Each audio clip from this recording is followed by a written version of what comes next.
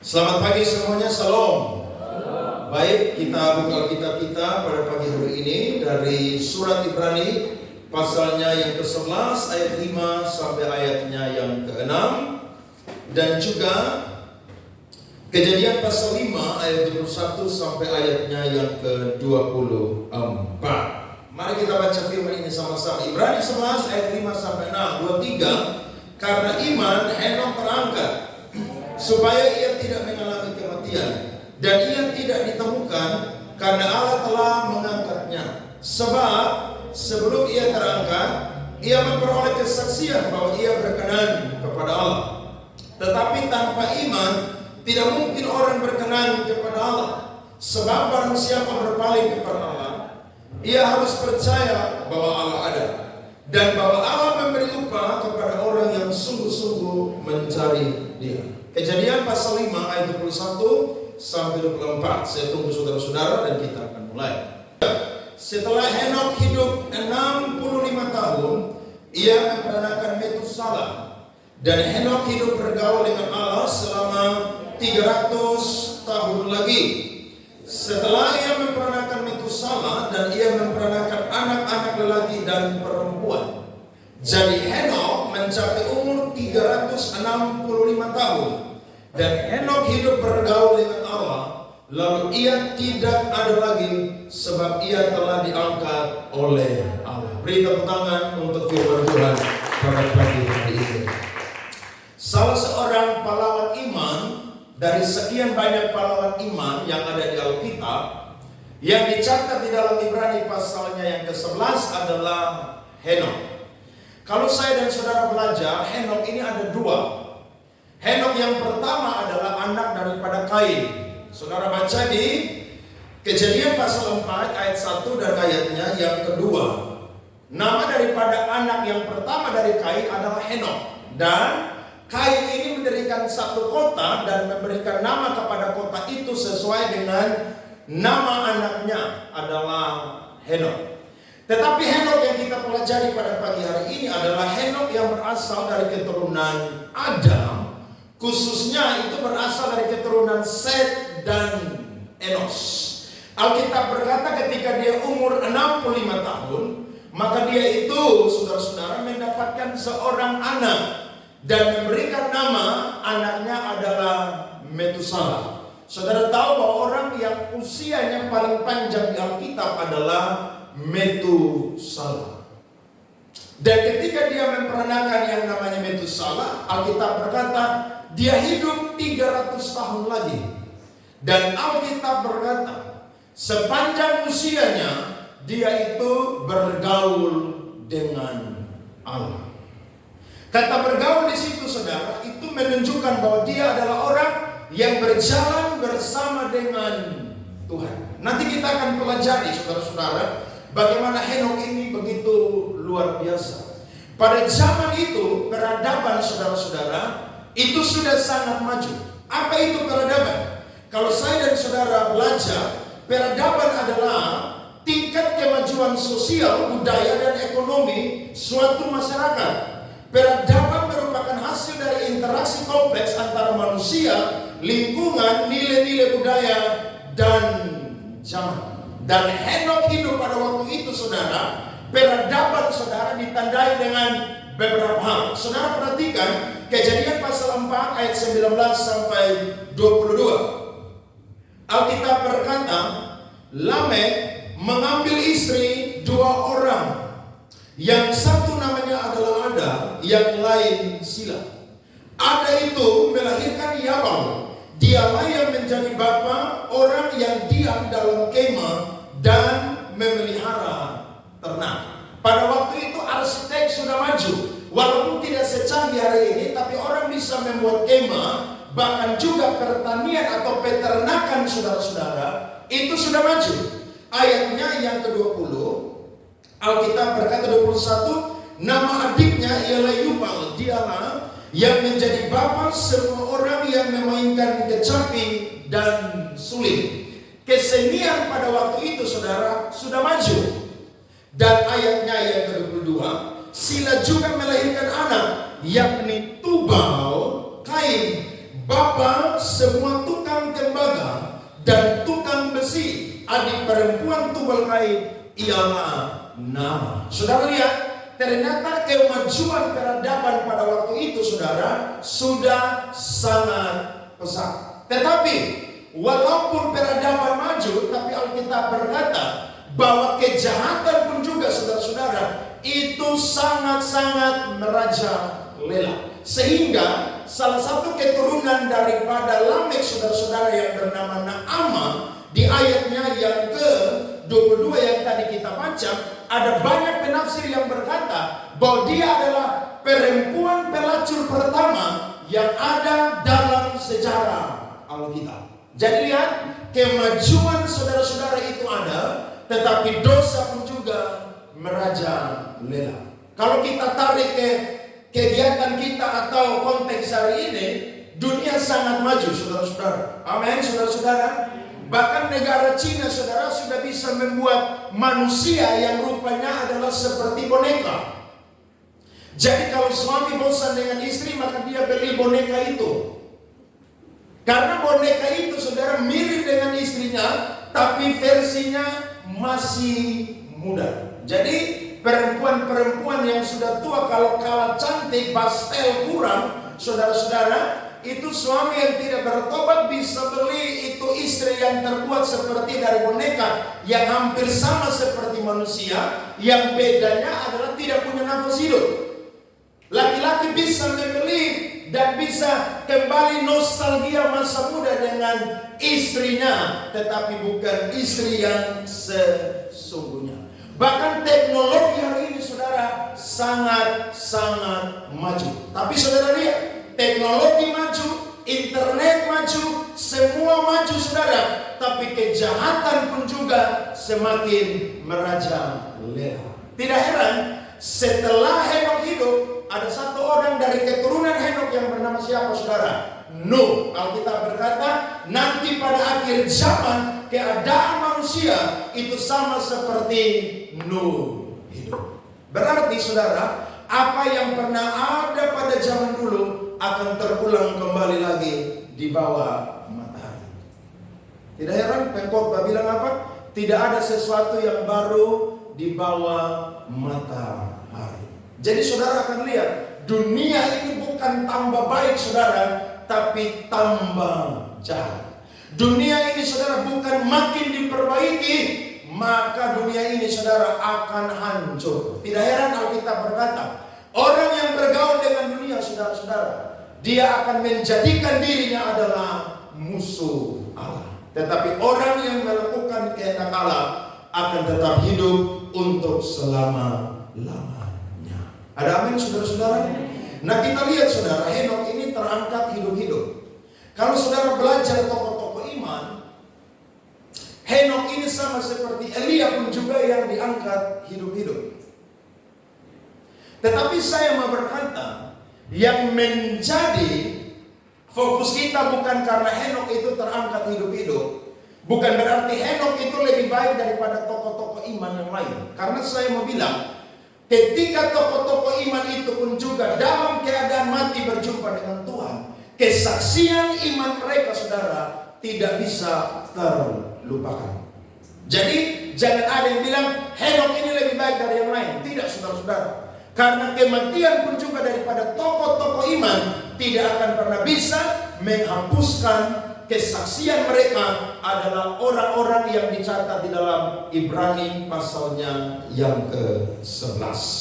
Nah kalau saya dan saudara lihat, mengapa Henok itu adalah orang yang tidak main-main dengan Tuhan, sehingga dia diangkat hidup-hidup oleh Tuhan ke surga pada waktu dia usia 365 tahun.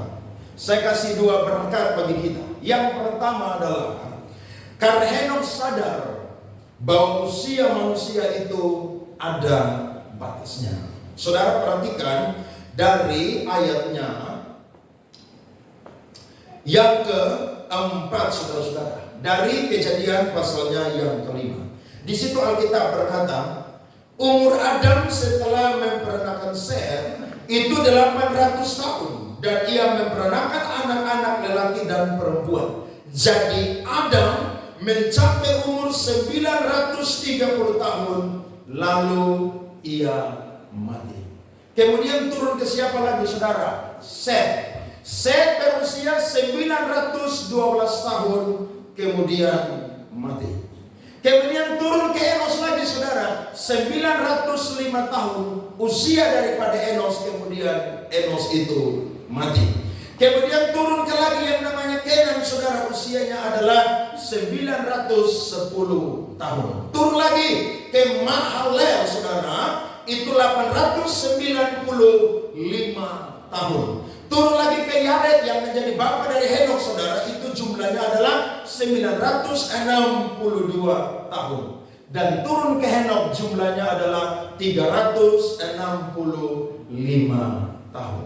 Ada lagu yang bilang 1000 tahun itu tidak lama. Saudara lihat ada yang hidup sampai 1000 tahun? Tidak ada kan? Makanya lagu itu saudara omong kosong.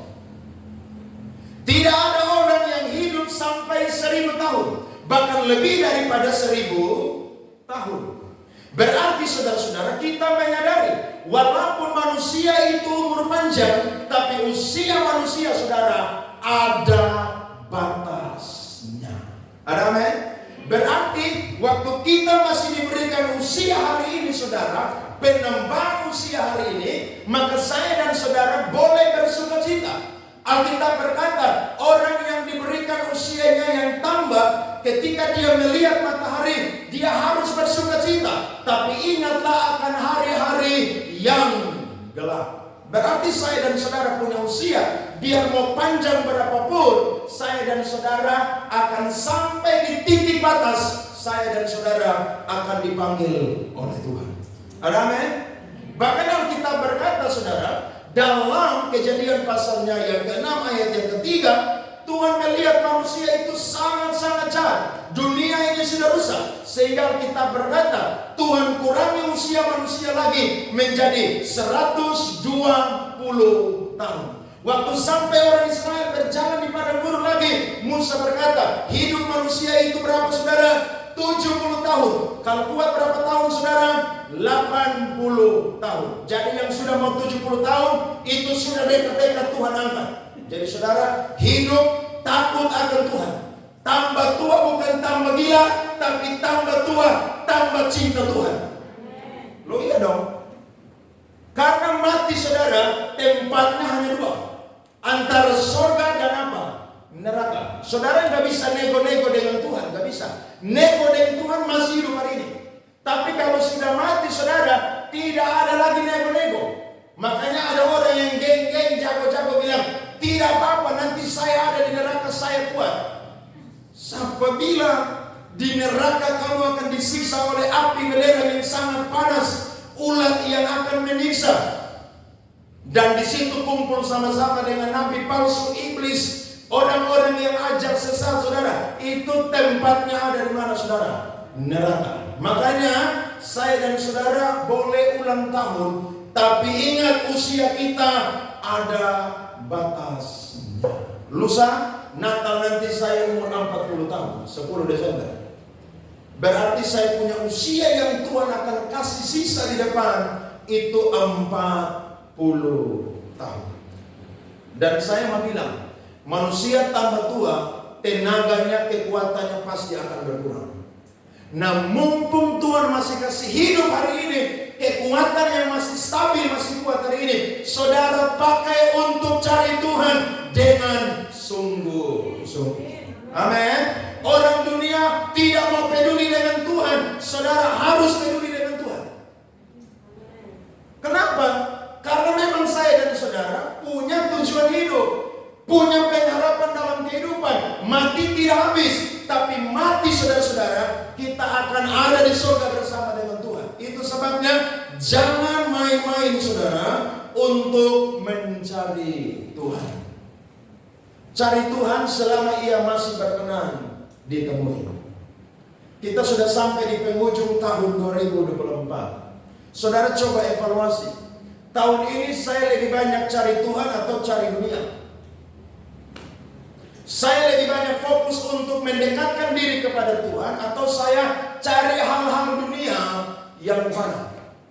Tanggal 14 besok, saya khotbah di salah satu yayasan Kristen besar di Kota Kupang, Natal. Mereka kasih saya tema, saudara, judulnya adalah berjalan dalam rencana Allah.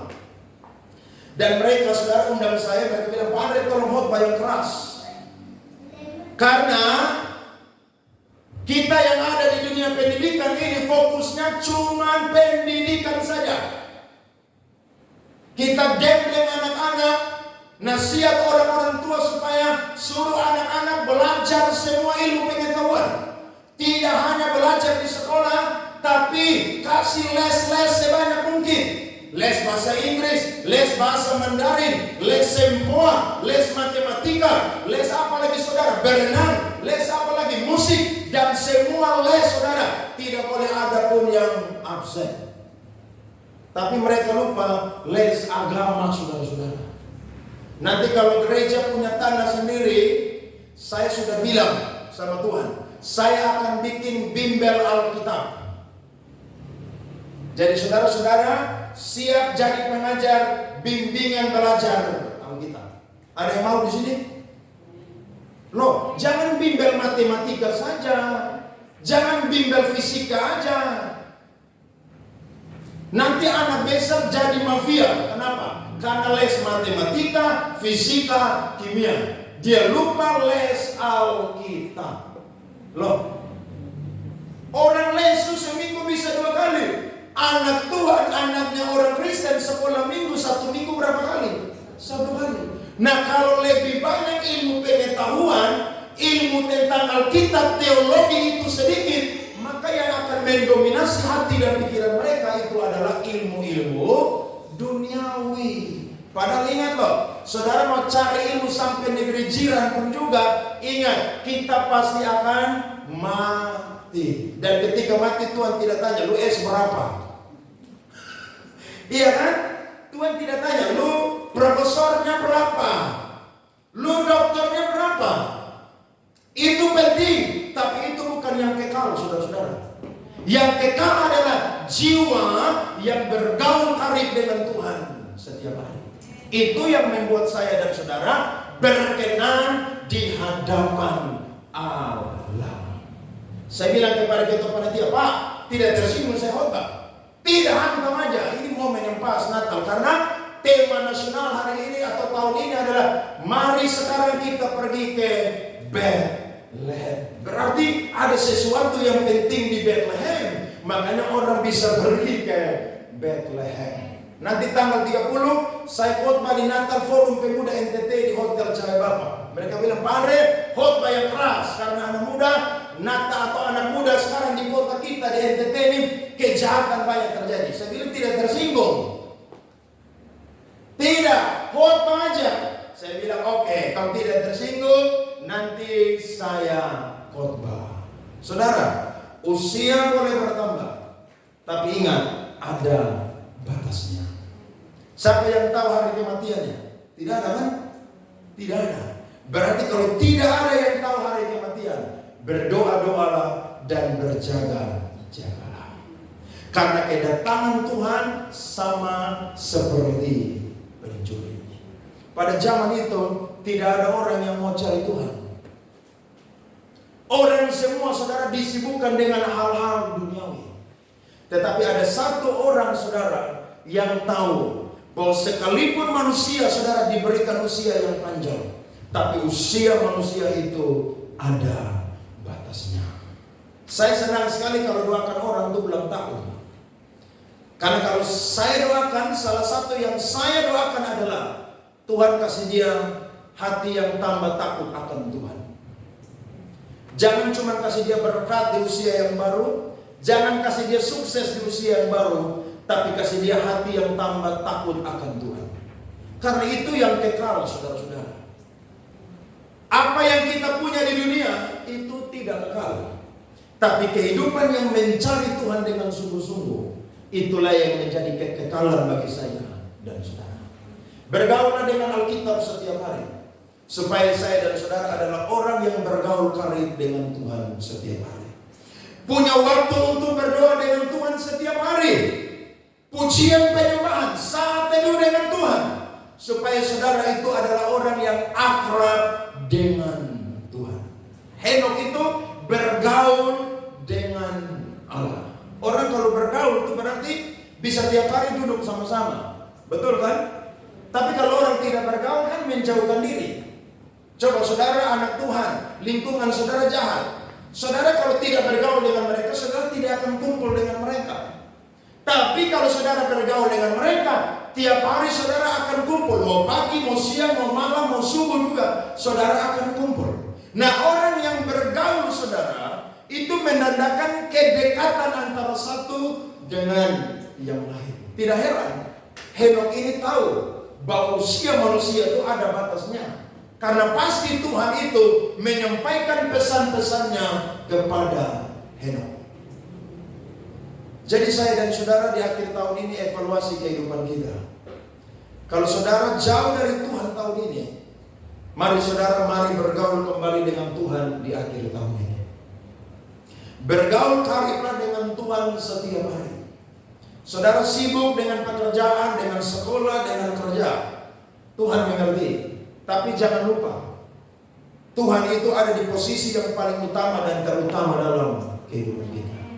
Saudara nggak bisa taruh Tuhan di posisi 2 dan pekerjaan karir saudara di nomor 1. Tidak bisa. Tuhan itu ada di tempat yang paling utama dan pertama. Karena ingat, semua yang saudara dapatkan, yang saudara punya, itu bersumber hanya daripada Tuhan Yesus saja. Dari Allah Tritunggal yang kita sembah dalam nama Bapa, Putra, dan Roh Kudus. Kalau Dia buka berkat bagi saya dan saudara, tidak ada yang bisa tutup. Tapi kalau Dia tutup berkat bagi saya dan saudara, tidak ada pun juga yang bisa buka. Saya yakin pagi ini saya dan saudara ingat usia saya dan saudara. Ya, jadi sudah hari Jumat, hari Sabtu, saudara ingat baik-baik bahwa saudara pasti akan diangkat oleh Tuhan. Bahkan saudara, kadang-kadang anak yang baru lahir saja itu langsung dipanggil oleh Tuhan. Berarti usia kematian ini saudara bisa berapa saja. Usia kematian tidak ditentukan oleh urutan usia. Jadi nanti saya 58, nanti 60 mati duluan. Tidak ada saudara. Kita tidak diatur model demikian. Tapi berapapun usia kita, waktu Tuhan menjemput kita, maka saya dan saudara akan kembali. Nah, kalau orang yang mati dalam Tuhan, sekalipun dalam penindasan, penderitaan, kesesakan, tempatnya ada di mana saudara? Surga. Tapi orang yang mati bunuh diri, ya, itu tempatnya bukan ada di surga. Karena Tuhan belum panggil dia, dia sudah panggil dirinya sendiri.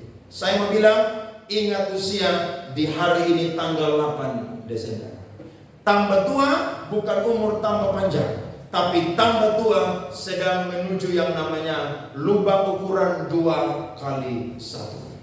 Saya dan saudara akan ada di tempat itu. Ada men? Itu berkat yang pertama.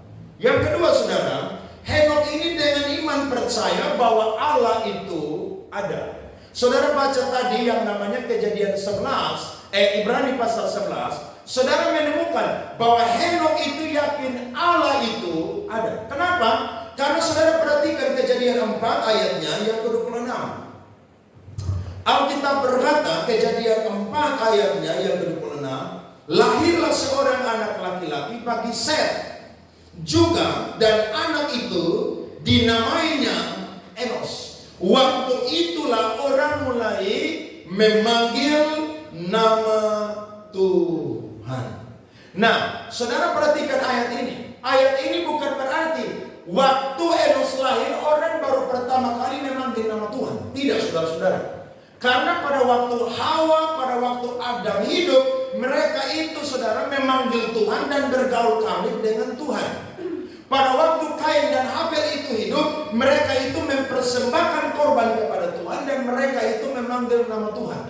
Tetapi ayat ini bermaksud adalah sebelumnya belum pernah ada seorang pun yang memanggil nama Tuhan. Karena mereka-mereka yang tadi saya sebutkan sudah memanggil. Nah, kita boleh memahaminya bahwa lewat kehadiran Enos, nama Tuhan itu diperdengarkan kembali. Karena waktu manusia jatuh dalam dosa, Tuhan kutuk. Tanah terkutuk, laki-laki terkutuk, perempuan terkutuk, ular juga terkutuk. Hubungan manusia itu, saudara, itu jauh dengan Allah. Tapi pada waktu Enos lahir, saudara, itu menandakan kembali bahwa disitulah kesempatan bagi manusia untuk kembali mencari Allah. Sehingga generasi daripada Adam, generasi daripada Kain yang lain tidak mau cari Tuhan, tapi ada satu orang yang mencari Tuhan, namanya adalah Henokh. Kenapa Henokh mencari Tuhan? Karena dia yakin Allah itu ada. Saudara yakin Allah ada? Bisa lihat Allah pagi hari ini? Tidak bisa. Tapi lewat firman Tuhan, Allah ada pagi hari ini. Lewat saudara beribadah, memuji, menyembah, hadirat Tuhan turun menjamah saya dan saudara. Allah itu ada. Sehingga waktu Henokh yakin Allah itu ada, dia itu bergaul dengan Tuhan. Nah, orang fasik, orang yang sombong, dia tidak yakin Allah itu ada. Terlalu banyak ayat kalau saya mau buka. Tapi Alkitab berkata bahwa orang yang sombong, orang fasik itu berkata Allah itu tidak ada. Jadi mereka mau buat apapun juga, Allah tidak terlihat.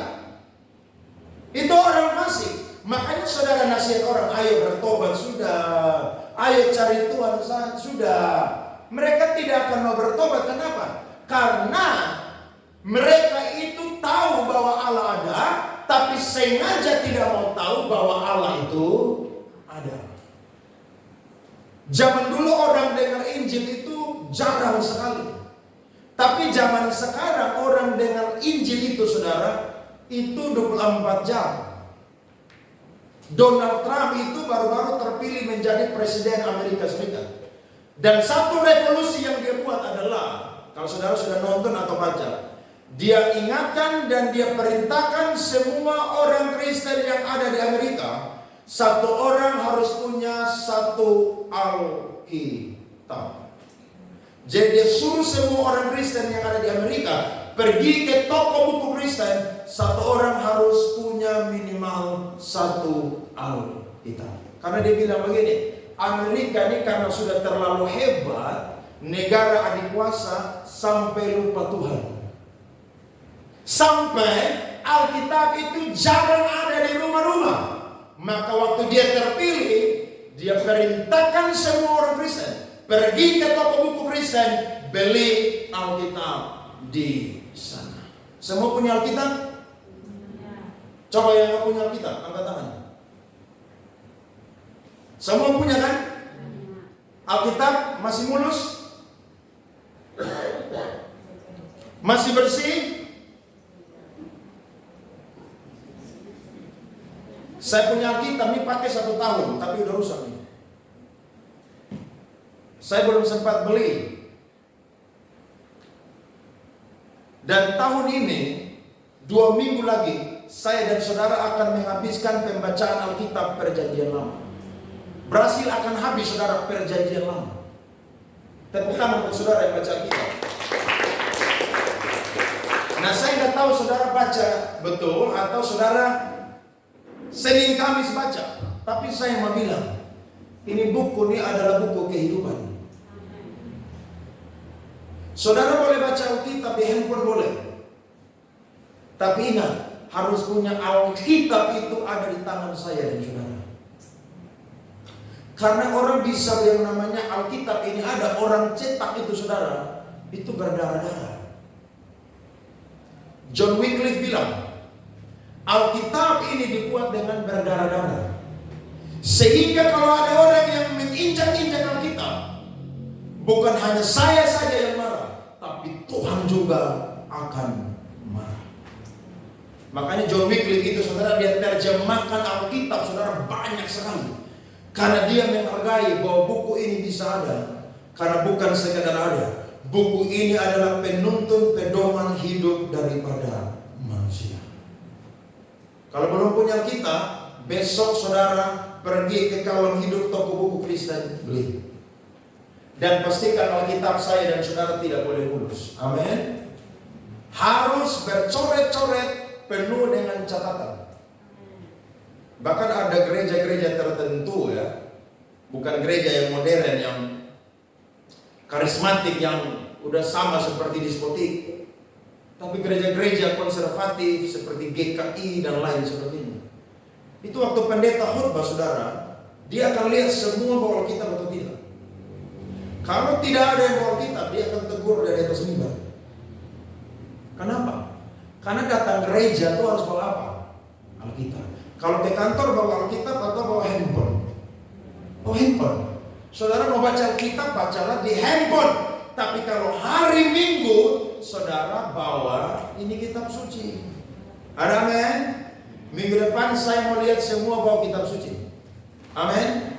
Saudara jangan hanya baca di handphone. Saudara bawa, ada bolpen. Makanya saya tuh kalau dengar sapa aja khotbah, saya tuh pasti catat saudara-saudara. Karena saya yakin pendeta itu khotbah, pasti ada berkat yang saya dapatkan. Dan saya tuh pasti akan catat. Maka saudara cek Alkitab saya, ini kotor semua. Baru 1 tahun. Saya baca belajar, kenapa? Kita ini bukan orang yang punya IQ sempurna yang bisa ingat semua. Saudara baca ini, nanti 3 bulan nanti lewat, lupa lagi. Makanya harus baca terus. Nah, Henok ini dia yakin Allah itu ada, sehingga dia bergaulah dengan Allah. Dia bergaul dengan Allah. Orang semua tidak mau peduli, tapi Henok ini peduli. Makanya saudara baca keturunan daripada Adam, keturunan daripada Kain itu, mereka tidak mau peduli dengan Tuhan. Tapi asiknya sampai di anak daripada Yared ini, saudara-saudara, yang namanya Henok, dia ini mau percaya bahwa Allah itu ada. Orang kalau terlalu pintar juga, saudara, itu tidak yakin Allah itu ada. Makanya kaum liberal dalam kekristenan itu tidak percaya Allah itu ada. Mereka bilang Yesus bisa bikin mujizat 5 ketul roti dan 2 ekor ikan, bukan karena Yesus bikin mujizat, tapi pada waktu itu karena ada 1 anak kecil yang sudah mengeluarkan roti dan ikan, maka orang yang lain yang kikir juga yang bawa, mereka pun juga karena tidak enak hati, mereka keluarkan roti dan juga ikan mereka. Saudara lihat, saking pintarnya tidak percaya Allah itu ada. Saudara ada di tempat ini harus percaya Allah itu ada. Amin. Bahkan Charles Darwin bilang begini, manusia itu bukan tercipta dibentuk dari tanah, tapi manusia itu berasal atau dibentuk dari mana? Monyet, saudara-saudara. Saking pintarnya. Terjadi evolusi, sehingga manusia bukan berasal dari debu tanah, tapi berasal dari monyet. Saudara berasal dari debu tanah atau monyet? Alkitab bilang mati jadi kembali debu tanah. Berarti asalnya dari mana? Debu tanah. Jadi biar saudara mau cantik, mau ganteng, ingat, saudara itu debu tanah. Amin. Debu tanah. Kita mati semua, kegagalan kita semua hilang. Nanti ada terukir di prasasti di kubur kita aja, gelar kita dan nama kita. Lahir tahun berapa, mati tahun berapa. Tidak ada di situ tulis prestasi-prestasi, tidak ada. Cuman singkat, padat, jelas. Berarti yang kita perlu cari adalah apa? Perkenanan Tuhan. Dan saya mau bilang hari ini ada banyak orang lupa dengan Tuhan. Saking suksesnya lupa dengan Tuhan. Tidak ada waktu lagi dengan Tuhan. Saking dia semakin diberkati, saudara, lupa dengan Tuhan. Tetapi belajar dari Henok, dia bergaul dengan Allah setiap hari. Sehingga kalau saudara baca Kejadian pasalnya yang ke-6, saudara menemukan ada seorang dari keturunan Henok yang bernama siapa? Nuh. Nah, Alkitab juga berkata Nuh itu, saudara, bergaul dengan Allah. Ada satu teladan yang Henok tinggalkan, sehingga keturunan daripada Henok salah satu yang bernama Nuh adalah bergaul dengan Allah. Kalau saudara orang tua bergaul dengan Tuhan, nanti anak-anak saudara pun juga akan tiru keteladanan saudara-saudara. Karena anak-anak itu lebih tertarik dengan apa yang saudara lakukan daripada apa yang saudara katakan. Kalau mereka lihat orang tua cari Tuhan, cinta Tuhan, serius, sungguh-sungguh dengan Tuhan, nanti anak-anak juga begitu, saudara. Mereka akan sungguh-sungguh. Kenapa? Karena mereka lihat anak mereka itu,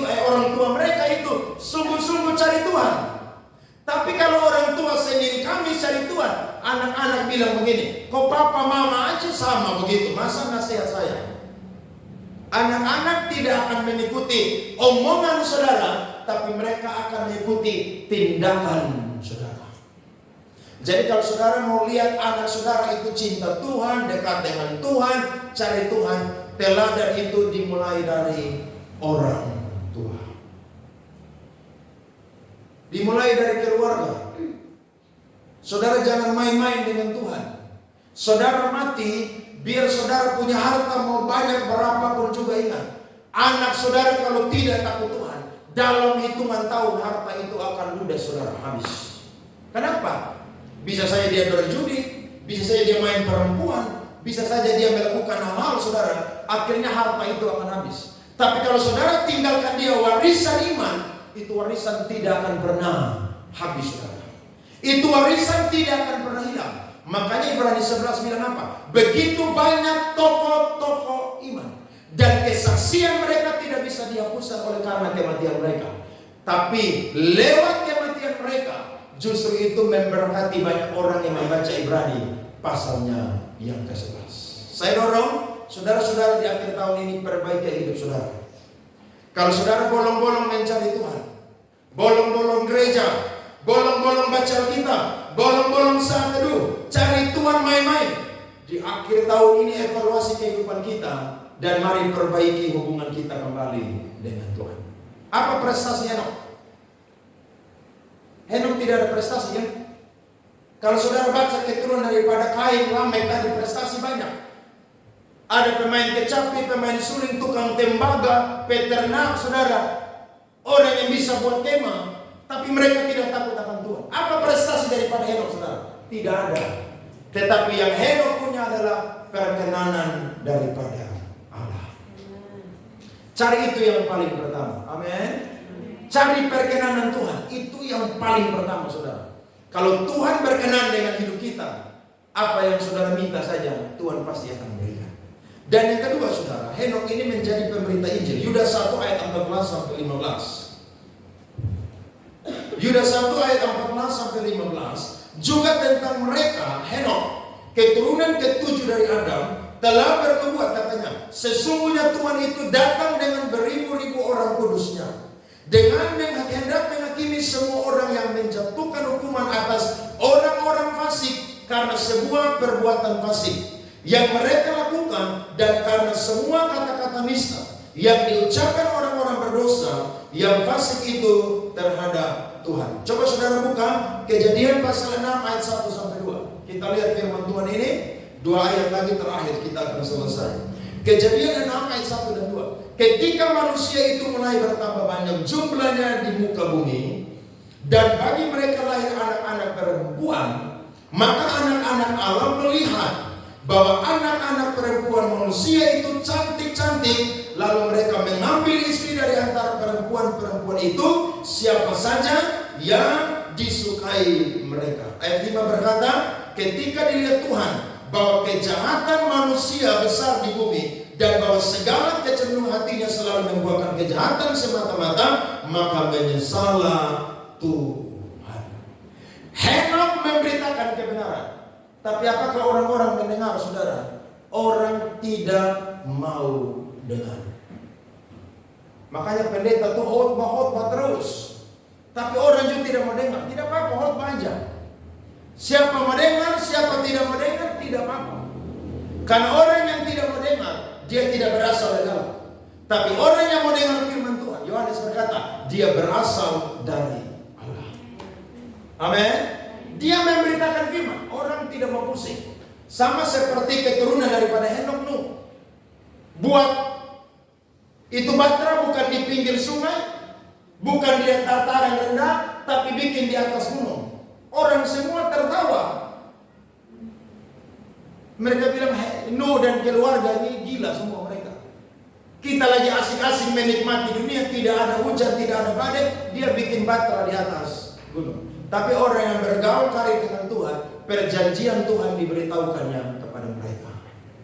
Dan Henok memberitakan kebenaran. Di akhir zaman ini tugas kita beritakan kebenaran. Orang tidak mau dengar, tidak apa-apa.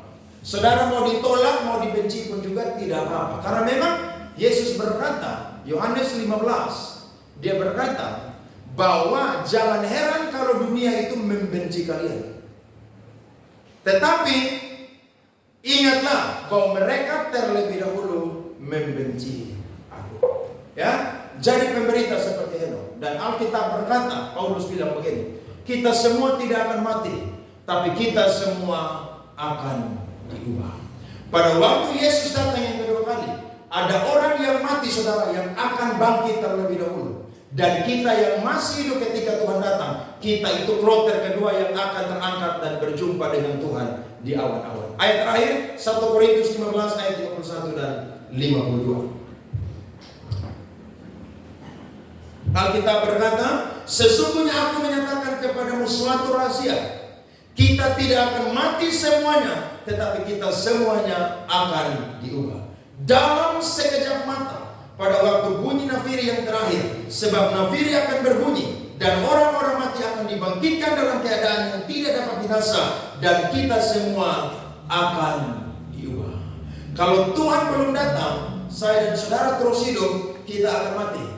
Tapi generasi yang ada di bawah kita, kalau sampai Tuhan datang dan mereka belum mati, saya dan saudara yang akan dibangkitkan terlebih dahulu. Mereka lah yang akan nyusul saya dan saudara. Berarti kematian itu cuma perpisahan sebentar. Orang yang mati dalam Tuhan tidak boleh bersedih berlebihan. Saudara yakin bahwa ketika Tuhan datang, nafiri Allah ditiup, orang yang mati dalam Tuhan akan dibangkitkan. Saya dan saudara yang masih hidup itu akan diangkat dan bertemu dengan Kristus di awan-awan. Henokh tidak mengalami kematian, tapi dia diangkat hidup-hidup karena dia mencari Tuhan dengan sungguh-sungguh. Saudara pastikan cari Tuhan dengan sungguh-sungguh. Datang gereja, jangan ada yang ingatkan terus dorong-dorong saudara, ayo datang gereja, ayo beribadah. Gak usah. Kalau saudara cari Tuhan sungguh-sungguh, saudara tahu hari Minggu itu tanggal merah, saya harus pergi ke gereja. Jangan saudara diingatkan, besok gereja ya. Aduh, saudara Kristen udah bertahun-tahun masih diingatkan terus besok gereja. Tidak boleh. Iya. Saudara harus ingat, hari Minggu adalah satu hari yang Tuhan khususkan. Saya waktu bertobat tuh langsung ke layanan. Jadi hari Minggu itu bisa ibadat 3-4 kali. Saya waktu di Bandung, saudara, itu di gereja Pak Rubin, itu saya tuh semester 7 praktek di situ. Itu ibadah saudara 4 kali sampai 5 kali. Saya main musik itu 4 kali. Nah kalau pendeta di Jawa, saudara, kalau khotbah itu dia khotbah ibadah pertama, ibadah kedua, ibadah ketiga, ibadah keempat, ibadah kelima dan seterusnya. Itu khotbahnya sama. Sampai saya ini bosan-bosan dengar khotbah. Karena kalau khotbah ibadah pertama, keduanya sama, ketiganya sama. Saya bilang enak banget ya pendeta mulai begini ya. Cuman siap satu khotbah, dia khotbah ibadah sampai 5 sampai 7 kali, pulang dapat amplop berkat tebal, saudara-saudara. Kita yang main musik ini saudara, dengar sampai bosan-bosan. Tapi saya belajar, orang kalau cinta Tuhan, ibadah itu bukan sesuatu yang membosankan. Tidak. Dia tahu ibadah itu adalah kesempatan untuk berjumpa dengan Allah.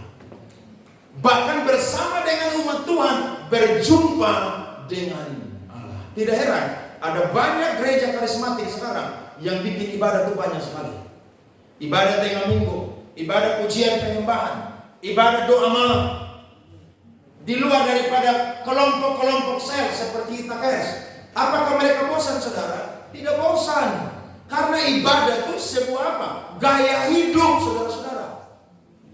Tapi kalau saudara cari Tuhan main-main, saudara diingatkan terus. Besok KERS ya, besok doa puasa ya, besok ibadah pemuda ya, besok hari Minggu gereja ya. Saudara tidak boleh ada di level itu. Mulai hari ini saudara janji, saya mau seperti Henokh yang cari Tuhan sungguh-sungguh. Tidak main-main. Karena saya yakin usia manusia ada batasnya. Yang kedua adalah yakin bahwa Allah itu ada. Kalau Allah itu ada, maka Allah itu akan memberi upah kepada orang yang mencari Dia dengan sungguh-sungguh.